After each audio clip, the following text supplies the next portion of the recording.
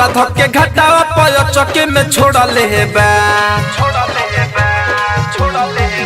आधे खड़ा रही दौरा धके घटावा पय चके में छोड़ा ले बा हो छोड़ा ले बा एगो घाटे पके लइका सखी बम लहंगे पफोड़ा ले बा एगो घाटे पके लइका सखी बम लहंगे पफोड़ा ले बा आधे देनी न ध्यान नहीं जननी डबल बम जोड़ा ले बा आधे देनी न ध्यान नहीं जननी डबल बम जोड़ा ले बा हो जोड़ा ले बा एगो घाटे पके लइका सखी बम लहंगे पफोड़ा ले बा एगो घाटे पके लइका सखी बम लहंगे पफोड़ा ले बा एगो घाटे पके लइका सखी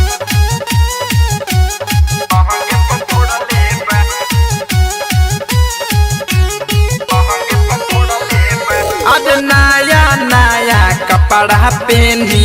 गइल रहनी झाड़ के छनो बनाही पहिरनी कोढ़िया जरले लूटी भाड़ के सखी नया नया कपड़ा पहनी गइल रहनी झाड़ के छनो बनाही पहिरनी मुआना जरले लूटी भाड़ के आधे अगिया बुतावे खातिर लोगावा सधुरा माटी कोरले बा आधे अगिया बुतावे खातिर लोगावा सधुरा माटी कोरले बा हो कोरले बा एगो घाटे पके लइका सखी बम लहंगे पफोड़ा ले बा एगो घाटे पके लइका सखी बम लहंगे पफोड़ा ले बा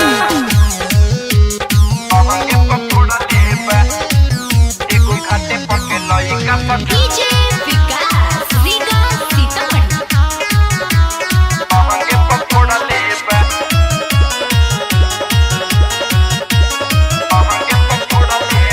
आधे राइटर रंजित संजय दिलीप बाबा होता हमारा सहकरे का कहीं सखी हाथे माथे पध के बानी हम झखतरे सखी राइटर रंजित संजय दिलीप बाबा होता हमारा सहकरे का कहीं सखी माथे हाथे पध के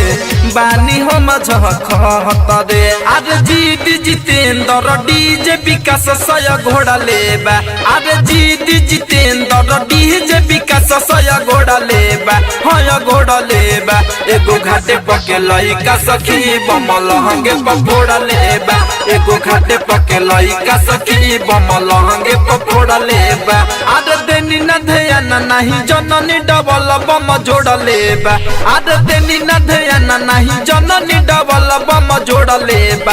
हो जोड़ा लेबा एगो घाटे पके लइका सखी बम लहंगे पफोड़ा लेबा एगो घाटे पके लइका सखी बम लहंगे पफोड़ा लेबा। संग्राम रिकॉर्डिंग स्टूडियो रीगा सीतामढ़ी।